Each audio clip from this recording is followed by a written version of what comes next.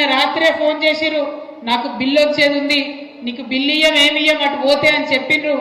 అయినా సరే ఎదిరించి వాళ్ళ నేను ఈ సభకు మీ దగ్గరకు వచ్చినా అని వారి యొక్క పోరాట పటిమను చూపించినందుకు ఆ తమ్ముళ్ళకు కూడా ధన్యవాదాలు చెప్తా ఉన్నా.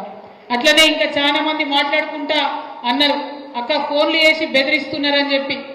అన్న జుబేర్ అన్న ధైర్యంగా ఉండు, ఎవరెవరు బెదిరిస్తున్నారో వాళ్ళ పేర్లు బరాబర్ పింక్ బుక్ లో రాస్తాం, ఇడిచిపెట్టేదైతే ఉండదు, అందులో ఏమీ ఆలోచించదు. కేసీఆర్ సార్ మంచోడు కావచ్చు, నేను కొంచెం రౌడీ టైపే, ఎట్టి పరిస్థితిలో ఇడిచిపెట్టుడు ఉండదు. ఇక్కడికి బాన్స్వాడలో మిమ్మల్ని సతాయించి మిమ్మల్ని పోలీస్ స్టేషన్కి ఈడ్చినటువంటి ఏ ఒక్కరిని కూడా నేను మాత్రం క్షమించే అవకాశమే ఉండదు. పింక్ బుక్ బరాబర్ పెడతాం, అందులో పేర్లు రాస్తాం.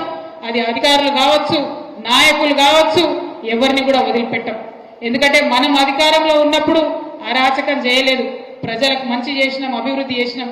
ఇవాళ మీరు పార్టీ మారినంత మాత్రాన ఈ గులాబీ కండువానేదో గదరించి పెడదాం, భయపెట్టించి పెడదాం అనుకుంటే మీ తాట సప్పులకు భయపడేవాళ్ళు ఎవరు లేరు.